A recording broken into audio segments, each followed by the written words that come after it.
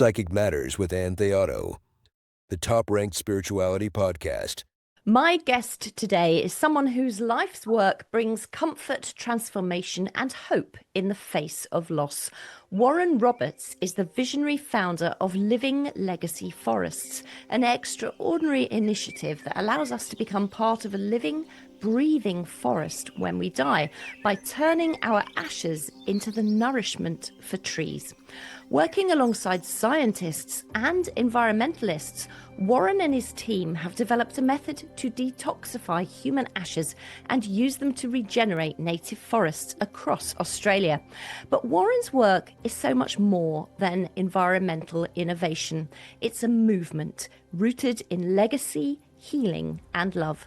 His mission is to change the way we view death, grief, and memorialization by creating master-planned forests that become sacred places of beauty, biodiversity, and spiritual connection. Living Legacy Forests is already helping communities across Australia transform cemeteries into thriving ecosystems. In today's episode, we'll explore Warren's journey, the science behind his groundbreaking work, the spiritual and emotional impact of these living memorials, and how intuition and synchronicity have guided him every step of the way. Warren Roberts, welcome to Psychic Matters. Thank you. It's good to be here. You're good at this. I enjoy hearing you speak and tell stories. So I'm looking forward to this, and thanks for having me here. It's great to have you here, Warren, and your legacy that you're leaving behind is really incredible. So what I wanted to ask you first was, human ashes are normally very toxic to plant life, are they not? But you've worked with scientists to create a formula which allows the ashes to nourish the trees instead. So how did that come about? It came about,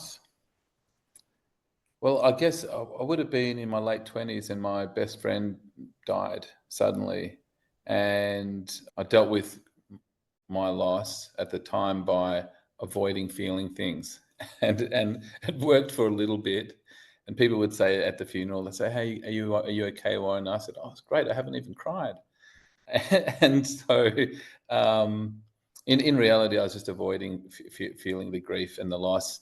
And it worked for a little bit, but as time continued, I just became depressed and numb.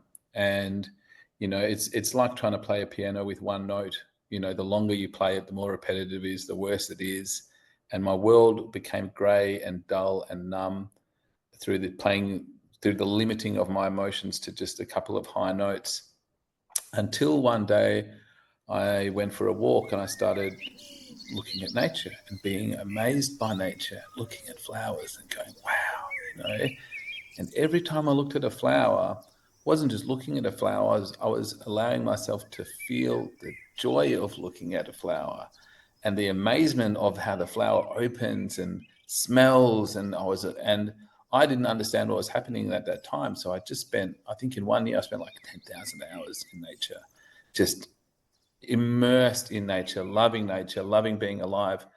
And every time I was looking at a flower, I was slowly but surely giving myself the keys on the piano back. I was giving myself my feelings back and allowing myself to feel. And life became a symphony again, one note at a time, one flower at a time. And I became alive again and excited to be alive again. And then one day I felt the dark, heavy notes that I'd been avoiding. And I just cried for the first time in 7 years, just cried and cried. But the amazing thing is that it felt amazing to cry.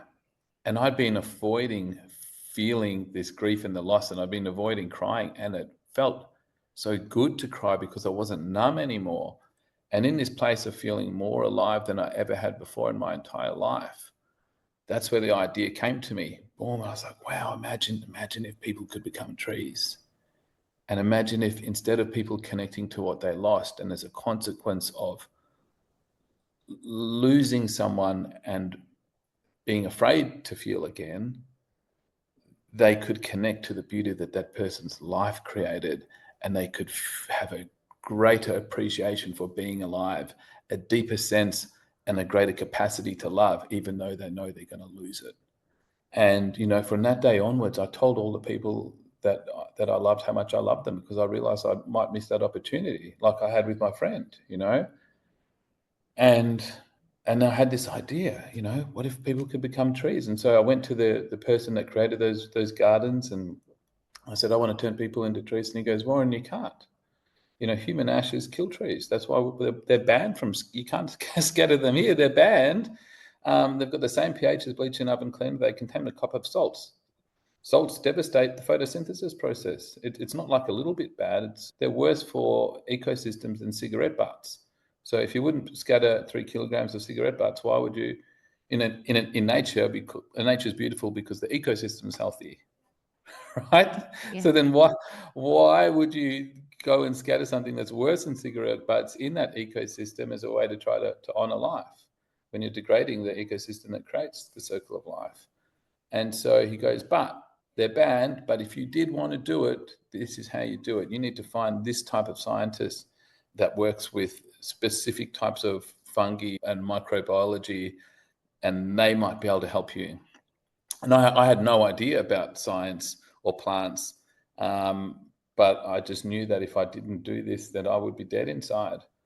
And I was like, this is my life purpose. I want to change the way that people leave the world, and instead of leaving people with a grey, numb world like mine, I wanted people to leave them a world of beauty and colour and richness, where people have a much greater capacity to love and live life, because they know they're going to lose it all. They know they're going to die, and to not take a single second for granted, because you'll lose it all. Not to take people for granted, because you'll lose it all. And there's just this amazing life force that comes with being conscious and present with death, that gave me a new life. It gave me the courage to start a new life and to risk everything I had on creating this crazy idea. When I'd started it, natural burial wasn't a thing, and everyone just thought I was a crazy guy. You got to remember, I started the business over 10 years ago. It wasn't cool then, you know what I mean? And I was just a proper madman. So so that's how it all started. And so I hired a scientist, and we killed hundreds of trees again and again and again. But eventually we found a way to neutralize. The pH of ashes is 12 out of 14. It's almost 1 million times too high for most plants. So we created a microbiological treatment that basically the microbes digest the ash and convert it into molecules or nutrients like nitrogen and potassium that help the tree go. So instead of the tree trying to grow around something that's toxic, it actually becomes a tree, and it becomes a tree's thousands of seeds and seedlings. And that's the circle of life. So eventually we found a way to make it work, and it did work. And as a consequence of it working, I get to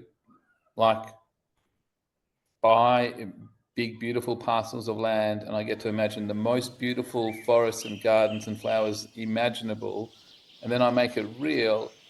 And then I get to walk through these forests with people that will become the trees. Like, I'm walking through my dreams with people that are participating in creating it with me. And it is the most amazing experience ever, to dream the wildest thing you could imagine and have the courage to make it real. And it's an absolute gift to create these forests that I'm creating and to share it with so many people. It's an extraordinary story that you could have created all of that from a place of intense grief. That's the thing. What do you think your friend would say if you were able to speak to him now? She, Oh, she, I'm so sorry. well, I think that was part of the thing, is like, I didn't know how to communicate to my friend how special she was to me as a friend, because there's this idea with male and female relationships that it's supposed to be romantic. And I just think friendship is the most important thing on the earth. And I think it's higher than romance. I think you should love your partner as a friend. First and foremost, you should like the person for who they are. Yeah. Otherwise, you're going to end up in a whole lot of trouble. But yeah, so that was my thing. I didn't know how to tell Lauren that, how much he meant to me as a friend, and that meant everything to me. And that was part of my loss. I didn't have the capacity to express that. So from here onwards, I've told everyone I love how much I love them, even if it's, just a friend that I'm getting to know. I love them, I tell them. Yeah, it took you a long time, 7 years, you said, before you really grieved her loss. That's an awfully long time, isn't it? But it's inspiring, I think, for people who are numbed by grief to think everybody's individual and nobody works to a set pattern when they're grieving, and it's okay. Correct. There's no pattern, there's no formula. But, I don't know the purpose of life, but I know the purpose of death. And then the purpose of death is for us to be acutely aware of how precious life is so that we live it more deeply. Yeah. And when we die, we're supposed to pass on that gift of awareness to the people we loved, not limit them and make them afraid to love again, you know? And as far as I could tell, the best way to pass on that gift of being acutely aware of how precious life is to become a flower. And when someone looks at a flower and a tree and they go, wow, it's like you're in there and you made it, and you change the connection point to how you're remembered. Memorials are about remembrance, right? And so how are you going to be remembered? It's like, well, if you're remembered by your death and your loss, you create grief and suffering and pain. If you're remembered by your life and through gratitude and appreciation of being alive, through flowers and whatnot, then your life becomes a legacy and there's purpose and meaning. And I truly believe there's great purpose and meaning through death, that it's not some bad thing that happens to us. It's an essential part of life, and that's what nature teaches us. Like, in nature, death is not the end, it's a new beginning. And without death in nature, there's no ecosystem. So, yeah, I'm just trying to reconnect all of that. It's beautiful. It's just so beautiful. I want to go back to something that you said that you sort of brushed over, and I was like, what? You said, oh, yeah, and I hired a scientist. Like, well, hold on. How did that happen? Because you've got this idea. Someone said you need a specific type of scientist in order to create what is now the living legacy for us. How did that happen? Because that's obviously a really key part in your story. Well, I guess at that age, I was successful and I probably could have retired at that age. Doing what, Warren? I was a property developer. Right, And I was a property developer because I was fascinated and enamored with the idea that you could imagine something and make it real. right. That's the sole reason why I love property. I was just like, you can imagine something and make it real? Wow. And I'm still absolutely fascinated that you can imagine something and make it real. And so for me, property was that way for me to express that opportunity. But I was jaded because, as a property developer, I was chopping down trees to create housing estates. And I was happy that I was creating, but I wasn't excited about what I was creating. And one day I bought this farm that was become a housing estate. And as I was about to drive out, this big eagle lands down between me and the gate. And its wings were as wide as they could. I'd never seen a bird in the wild that close. And it was just a voice inside me agreed with me that I would never do that again and that I would use my power and ability to create what I imagine, to create what's in my heart, and to create what I truly want in the world. And I guess I'd had the idea, but I also avoided committing to making it real in the world for a long time. I'd had the idea and I'll just stay in my safe place, and I'll do what makes me feel safe and comfortable. And then I guess the eagle was the tipping point for me, because the voice was my truth and it spoke to me. And that was one of the points where I just really committed to, I guess I sacrificed the safety and I sold my house and um, committed to basically bringing it into the world. And I went from having security and comfort to basically having a business that lost money for a couple of years and having no security. And I had my first kid and it was still losing money and I was terrified. But it's so beautiful that all of those challenges just force you to grow and make you who you need to be. Yeah. And so, thank you for explaining all of that, because that's really interesting to hear a little bit more about your background. So, coming back to the scientists, you decide you're going to do this. You need to work out how to make a person into a flower or a tree or something, something beautiful that grows. Where did you find the scientist? How did you go about doing that? How did you find that person? When I was crying in the park, And that idea came to me, just like bang, like this flash. And I was just like, wow, this is what I have to do. Then I went to the director of the Botanic Gardens. His name's Tim Entelweiss, an amazing horticulturalist. And I told him what I wanted to do, and he said, "This is how you got to do. Go talk to this lady." That's the beautiful thing about this journey. It's this ability to.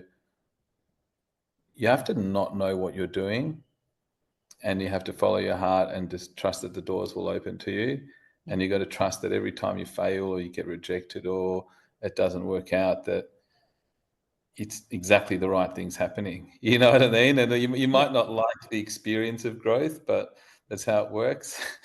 There's always things that are hidden from us because we can't see the greater picture. That's my belief.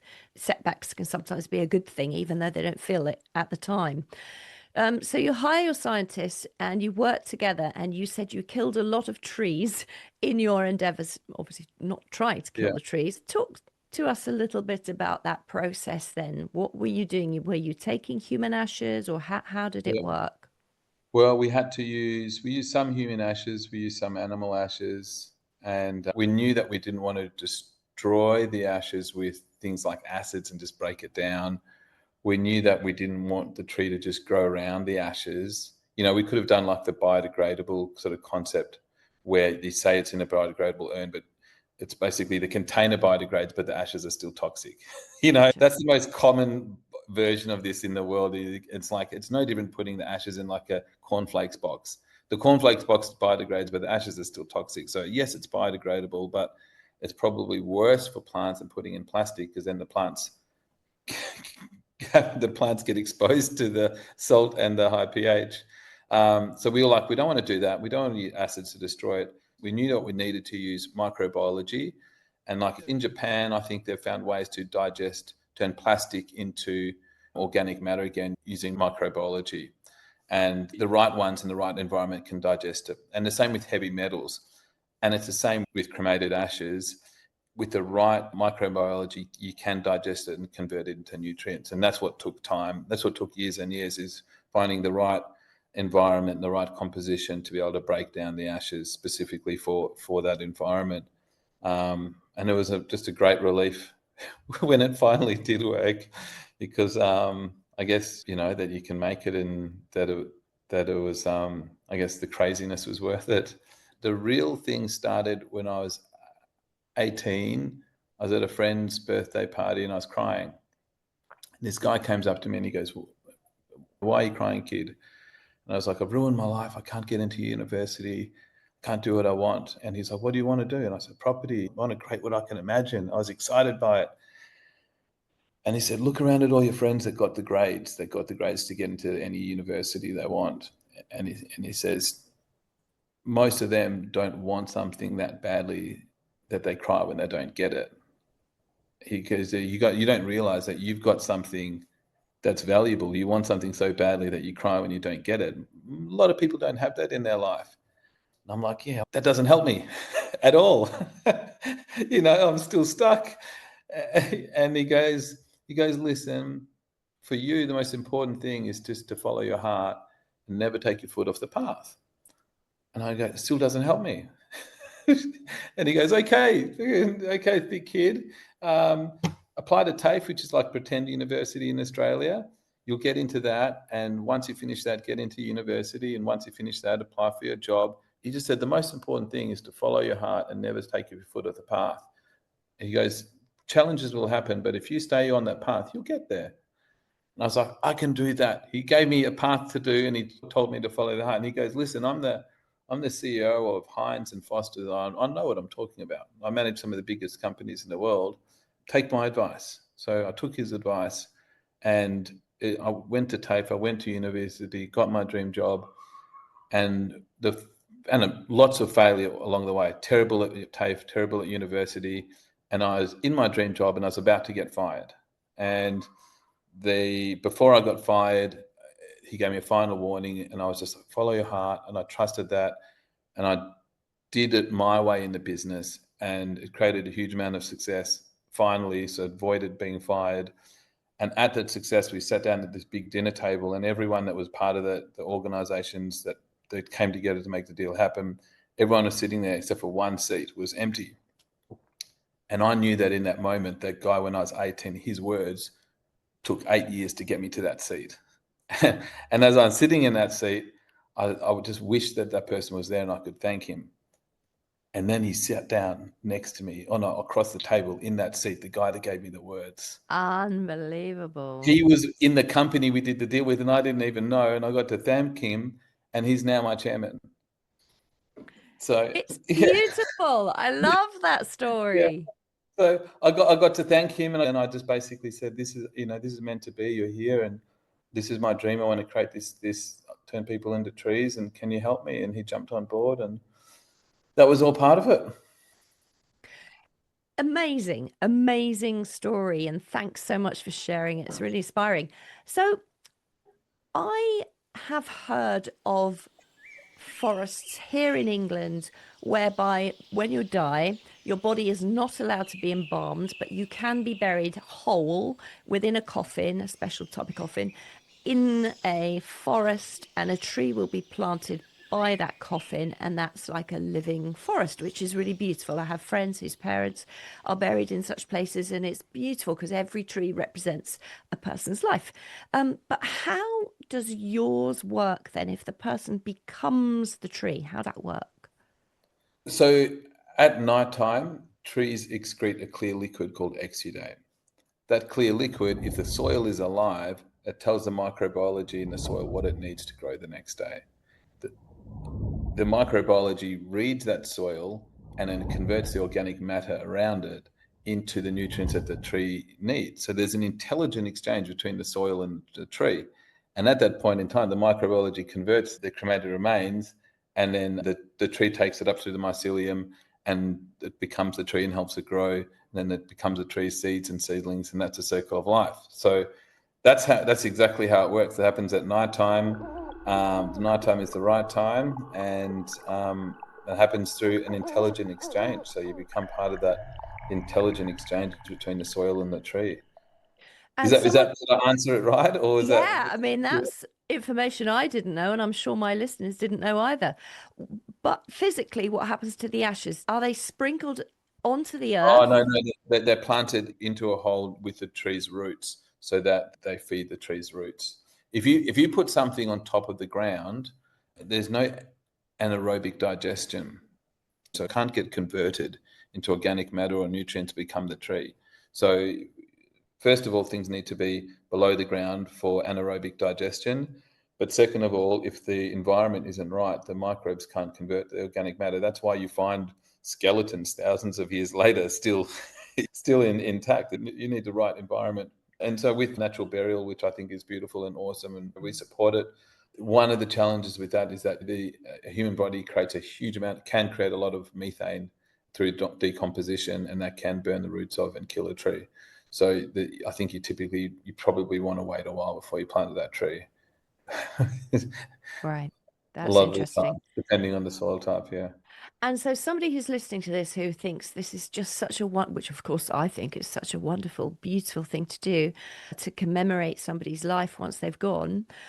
Is there some ceremony that takes place while the ashes are put in with the tree, or do they hand the ashes over to the company? Because you can't have everyone just willy-nilly planting trees with, because the ashes No, would no, have to be no. treated, and Yeah. just trying to get Yeah, my so head around the process.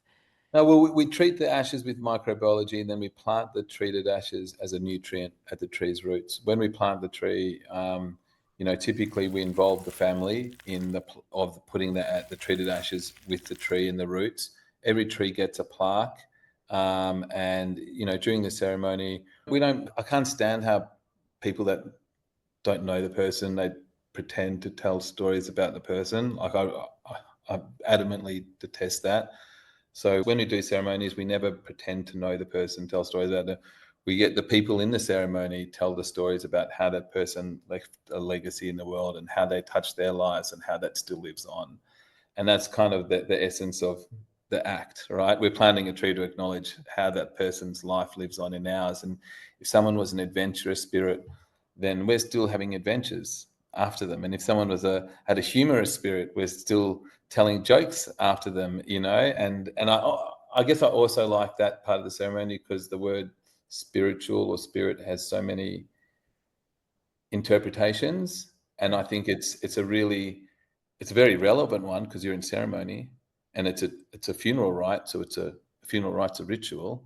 So you're in ceremony, it is a ritual, but there's such a beautiful common and grounded understanding of the word spirit and the application of it that everyone understands. If it's Christmas time and if you're a bit stingy, you're mean spirited.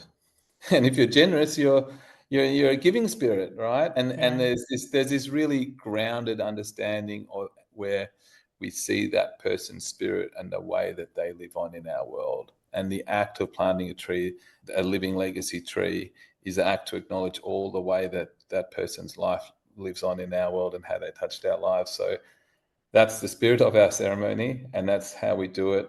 At each tree, there's a plaque, and the plaques have a symbol of the person becoming a tree. And every day, when the sun sets on the tree, it aligns with the plaque, and then the sunlight projects a symbol of the person becoming onto the tree, and then that shows the connection of that tree and that person and how they're connected to the universe, as a whole, and the sun as creator. So It's so beautiful. It sounds so beautiful. Can people choose which tree they have, or you're planting a forest so you keep to the same type of tree? good question. Well, I mean, so you can choose pretty much any tree that suits the area.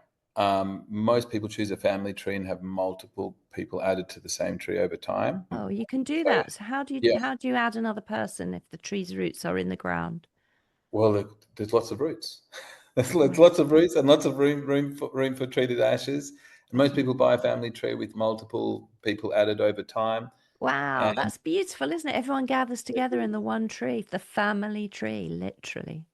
yeah, and like I planted my tree with my kids, and when I do die, it's probably going to be one of the days that I wish I could be there for them the most. Yeah. The tree that we planted with our own hands will be there for them, and there's something that I touched that's going to live on in the world that I touched with them, and their hands were on that tree, and we did it together, and yeah, there's something cool about it.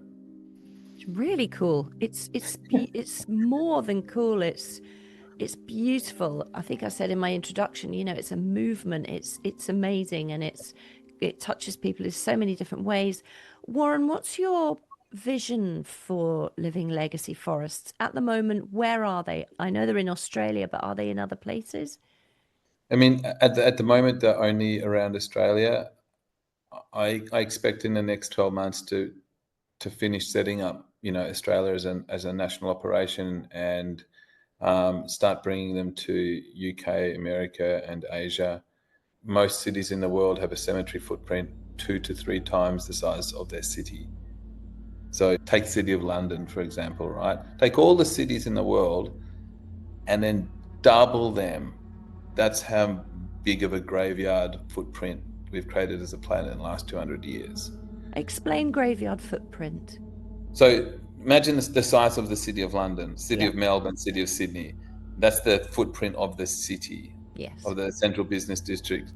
Now, double that size. If you put all the graves of that city together, the total graveyard footprint is typically 2 to 3 times the size of the city, of the central business district area. So we're literally burying the planet. And at the moment, that's going to be our legacy. Right? It's absolutely terrifying what's happening. Like we're trying to honor life by chopping down animals, trees, the trees that create oxygen and give us the life that we breathe and create habitat for wildlife. We're trying to honor life by chopping life down. It's madness. My ancestors are buried in graves, and I'm not trying to be disrespectful to them or anyone else's, but there comes a point in time when you just have to sort of look around and say, well, some of these ideas, where do they come from, and what were they trying to do, and can we actually do what they were trying to do, maybe even better now. A lot's changed since the Dark Ages and the plague. And a lot of these ceremonies came as a result of mitigating infectious diseases and things like. So, for example, a lot of the legislation that's in the world is as a result of someone being buried at the church at the top of the hill, the infectious disease going down the hill, and then spreading to the community of the living. And so they were like, oh my gosh, we've been spreading infectious diseases. People die, then we spread the infectious diseases. We've got to change how we do things so that doesn't happen. So a lot of the ways that we've been doing things has been a way of practically responding to challenges of the time. And I think being conscious is the ability to question that and explore that and see if that's really serving us as humanity and as people.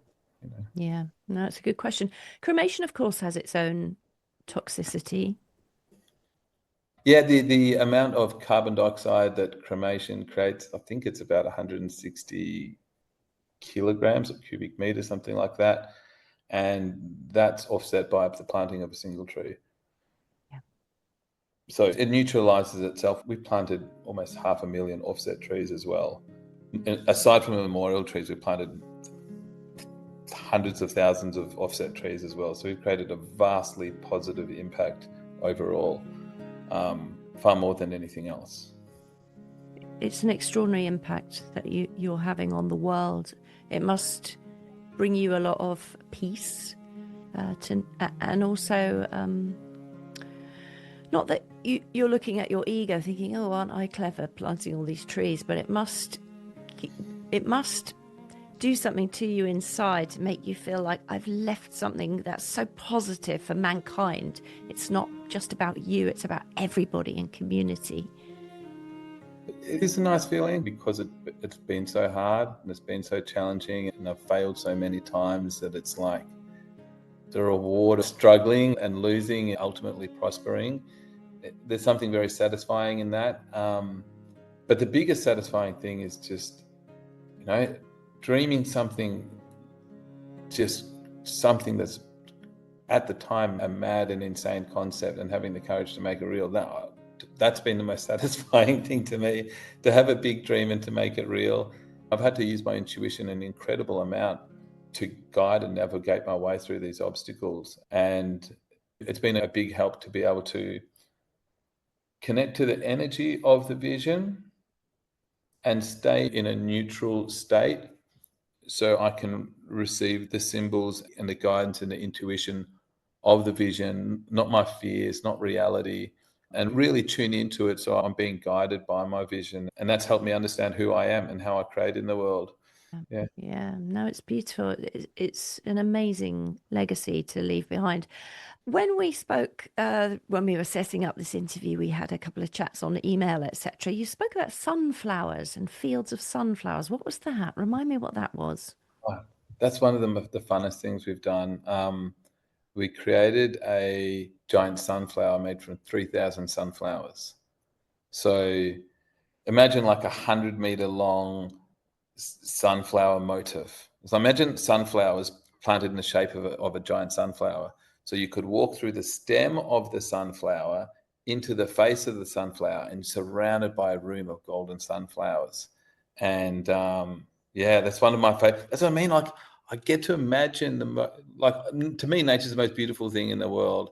And to be able to imagine beautiful things and then make them real and share them with people, it's the best. Like that's, Yeah, it's super awesome. It's super that's awesome. incredible. So you if you had a drone above it, you'd be able to see the whole layout then. Yeah, absolutely. Yeah. Absolutely. I think when I was like 14, I was in trouble at school and the headmaster's coming around and I'm pretending to read. So I grabbed a book from the shelf and it was William Blake. And I started reading the book to avoid detention, but I just kept on reading it because he spoke to me. And there's this phrase in the book that said, to see the world in a grain of sand and heaven in a wildflower, to hold infinity in the palm of your hand and eternity in an hour. And at that age, I didn't, he found the words to express the things that are so hard to touch. If you know what he's talking about, you've had that experience in your life and you didn't think anyone else would be able to touch that experience or you'd ever be able to even talk about it. And I guess as a kid, I knew what he was talking about and I'd had that experience. And that's what it is like, when I look at a flower and I lose myself in that moment. And for a moment, it is infinite. And the world is divine for that moment.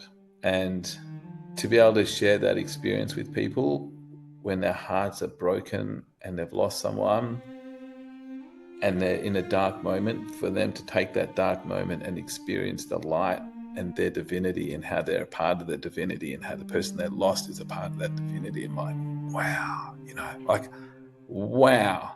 To connect people to Blake's see the world in a grain of sand, and to be able to do it through these flowers and these trees and these forests. Wow. That's, I couldn't ask for anything more. And that's what I'm really here to do. And nothing excites me more than that. It's beautiful, Warren. If people are listening and they want to look up your work, they're perhaps living in Australia and they want to use your method of living legacy forests to commemorate their loved ones, how do they find you and what do they have to do? If they go to livinglegacyforest.com, they'll see a little map of Australia where our current forests are and some of our coming our coming soon forests. I better add them.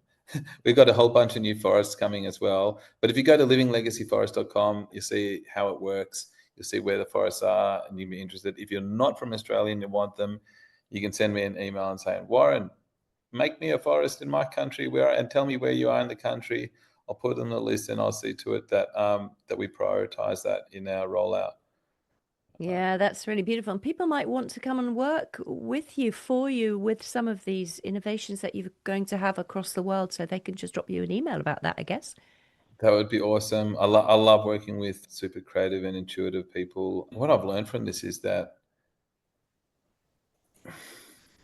there's a different way of creating in the world than what I was taught. And I guess that's why I was excited about this podcast, to talk about the psychic side of things. And most people think about death and they talk about the psychic side of things, sort of like, talking to loved ones on the other side.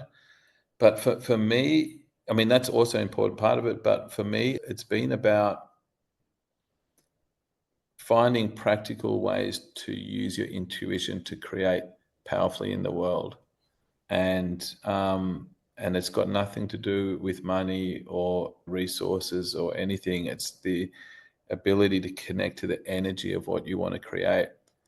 And when you're sitting there and you get these ideas and you don't know where they've come from, well, they've come from the ideas that you're creating. But if you can hold your attention to those ideas and connect to the energy of them, they're going to keep on giving you ideas. It was just like learning to tune into the energy of the things that I was holding in my focus and learning to receive how I was being guided, to the degree that, challenges could happen and I could kind of understand the bigger picture. And after a while, I was like, I see what's happening. It's like, you got to do this and not take it personally. And I mean, so much of what I've done is impossible. I'm not saying it because I think that it's a special achievement, more just that it was impossible for me to do without using my intuition in a practical environment. And, now with my executive team, we sit around and we'll collectively use our intuition to connect to what we want to create and use it to guide us. I hope more people in the world can use it to create beauty in the world. I mean, imagine if there was 1 million of me's in the world, we'd live in a completely different place. If I have my way, every city in the world will have tremendously beautiful forests and parks and gardens as the center of their culture. And I just think collectively we can change the way we leave the world. And as a species, we can reforest the planet instead of bury it. We're on a trajectory where we will bury it if we don't change, but we can change and it's easy and everyone benefits from it. So I think it's really exciting to realize that it's sometimes we look at the world and all the challenges and it feels overwhelming, like you see all the terrible things happening to the world and you think, what can I do? I'm helpless. But then I guess at the same time, you realize that, all the things that are happening to the world are largely a result of what we're creating. And it doesn't make us helpless. It means that we're a powerful force. If consumerism and our behavior and our choices can sculpt the earth to the degree that we filled up the oceans with plastic in 3 generations, and we've destroyed most of the Amazon in 3 generations, if you realize how powerful we are as a species and how much we've changed the earth with just our consumerism and choices, you go, well, Imagine what we can do when we turn on the lights and we start coming trees instead of graves. We can reforest the planet. Imagine what we can do. And, so it's like, yeah, it feels overwhelming and powerless sometimes, but I think the reality is it's powerless because we are powerful, and we can create powerfully as a community. And I'm excited about it. It's scary and terrifying at the same time, because I guess you look at all the things that are happening, and it can get overwhelming and depressing, but you got to turn that lead into gold. We're creators, and that's what we're here to do. And I guess intuition loves observing a person creating from challenges and obstacles. It's like your higher mind, when you're going through a challenge, it's watching you to see how you respond. And when you respond powerfully and creatively, it sees you and it goes, aha, you're the creator. And it talks to you as the creator. If you respond to a challenge as a victim, it watches you and then it starts talking to you as a victim. And that's the information that you'll be getting in that formation. And so, yeah, I guess these are some of the things I've learned from creating these forests and creating my vision and creating my will in the world. It's beautiful, Warren, and thank you so much for coming on to talk to us about everything that you've done, everything that you've created. I think just listening to your words is really inspiring for people to think, okay, what impact am I having in the world? How can I get back in touch with my own creator and go forth and create? I think that's super inspiring. Oh man, nothing makes me more happy, and I think that's why I get frustrated with school sometimes, because you see people becoming disconnected from how they're fascinated in the world, and they just kind of do the thing that the thing's supposed to do to get the grades. And it's like, when people connect to how they're fascinated in the world, it's like tying what you do to a kite. The fascination is the kite, and it lifts you and it takes you over obstacles. When people ask, I just think the most important thing, like when my mentor told me to follow my heart, I think my version of that is to follow your fascination and find out how you're fascinated with the world. And when you live through that and you act on that, everything you touch with your fascination comes to life. You bring life to the world when you're fascinated. And yes, that's my 2 cents on people trying to find their way or find their magic in the world. It's hidden in how you're fascinated in it. So beautiful. Warren Roberts, thank you for joining us today. I'm going to put your livinglegacyforest.com links, etc., into the show notes for the program. But I just want to wish you all the very, very best with taking your forests all across the world and for everything that's coming afterwards. Wait. I want to know, how did you get involved in psychic matters, and what fascinates you? Yeah, of course, of course. It is interesting, isn't it? Well, again, I had a background as an actress and a voice artist in London. You've got a Uh, good voice. thank you. And but I couldn't find any work. There was no work. And what happened was there was what do you call it? Something happened in the world where there was no jobs, typical in the acting world. Yeah. I think the word I'm looking for is recession. And what happened was all the celebrities who used to voice all the adverts that I used to voice toilet paper and washing powder and cars and face creams and all this. But all the celebrity actors then didn't have any work, so they dropped down a level and they started hoovering up all those kind of bread and butter jobs that I used to do. And then people like me had no work. So I was left without anything and no way to make a living. So I thought, well, I'm good at, and I'm also an actor in radio drama. So I put it all together and I thought, well, I still love it. I'm still passionate about it. And now we live in a world where we can make our own stuff. So Yeah, well, that's what I did. So I started Psychic Matters and I didn't know if it was going to be any good. I got my friends in and said, hey, can I interview you? Let's just start and see where it goes. And now I'm 120, 118 episodes in at this time of recording with you. And it's great. It's now in the top 1% of podcasts worldwide. So it's fabulous. wow, I didn't Oh, know. yeah, I That's know. amazing. Well done. Yeah. Thank you. Well, there's proof. You're fascinated in it Yeah. and you followed it, and doors open. Yeah. It's like there's a magical process in following your heart and your fascination. Doors that don't exist open, and windows that are unclear become clear. And what about the psychic part of it? Yeah, Ha- so the psychic part of it, I've always been psychic since I was a child going to school, but I didn't really think about that as a child. I just thought everybody could see shadow people, and I thought everybody could tell what was about to happen. So it was quite a shock to me to find out other people didn't have that or weren't tuned into it. They've got it, but they weren't tuned into it like I was. And when my children were young, I was a single parent on my own with these two children, Warren, and I was starting to see shadow people in the kitchen and things like that. And I thought I better go and get some advice and guidance. The internet didn't really exist then as it exists now. There were no podcasts, there was no YouTube to look up a tutorial on this, that, and the other. So I yeah. ended up going to study. It's a long story, but that's it in a nutshell. I managed to get to one or two courses. It was difficult for me to get away because I didn't have any money and I had the two children to look after, and it was very isolating. And that's the reason I started the podcast for people like me who exist all across the world. We're lucky in the UK. We've got a lot of psychic training, a lot of institutions that we can go to and learn, but people across the world don't have that. And that's why I started this podcast as a free resource for them. So I will interview experts in psychic ability, the psychic mind, mediumistic faculty, and bring their guidance and their wisdom. And my passion is pushing forward the boundaries of human consciousness to redefine the significance of living. Wow, I love it. Yeah. I love it.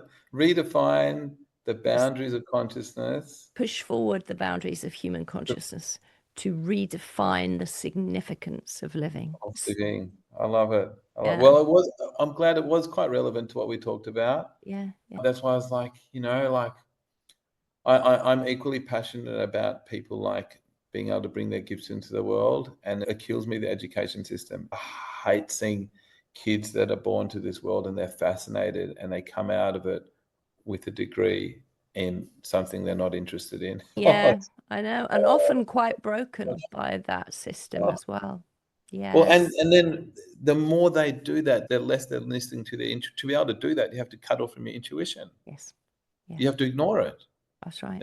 And then eventually you just keep on betraying yourself, ignoring yourself to the degree that you can't hear it, and then you wonder why you feel numb and grey, and that's, I guess I've been there, you know. Yeah, and of course we know that the intuition is the driving force for everything. So, Yeah, yeah.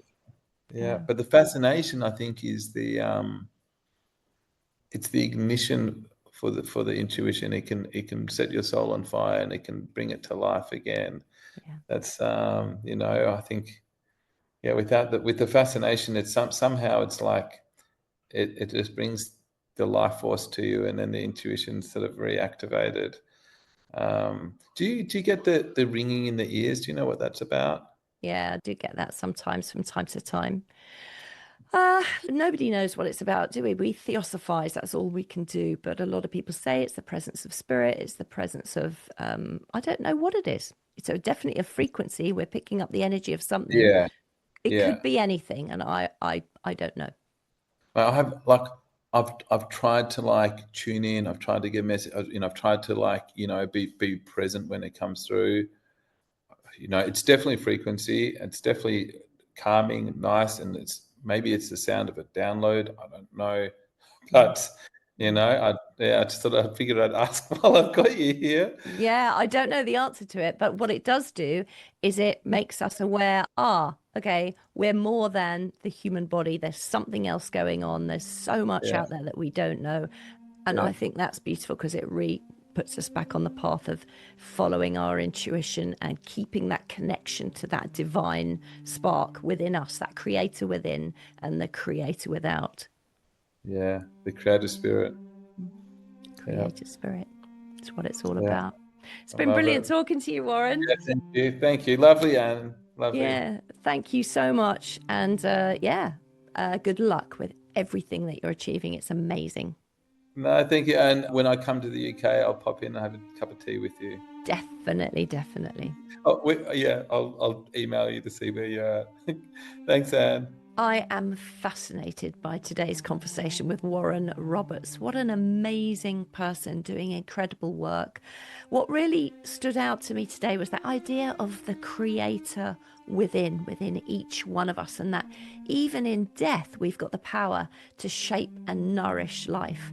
And through living legacy forests, Warren is offering not just a new way to honour those we've lost, but a deeper way to connect with nature and legacy and that creative force that runs through all of us. Warren, I want to thank you so much for the work that you do and for sharing it so freely with us today. I thoroughly enjoyed our conversation. If you've enjoyed this episode, please do press subscribe so you don't miss future episodes that are going to be equally as marvelous as this one. That would be really appreciated. Or put a comment in the space below here and let us both know what you thought of this episode. You have been watching the Psychic Matters podcast with Ann Theato, the only podcast to push forward the boundaries of human consciousness to redefine the significance of living. Subscribe now so you don't miss future episodes.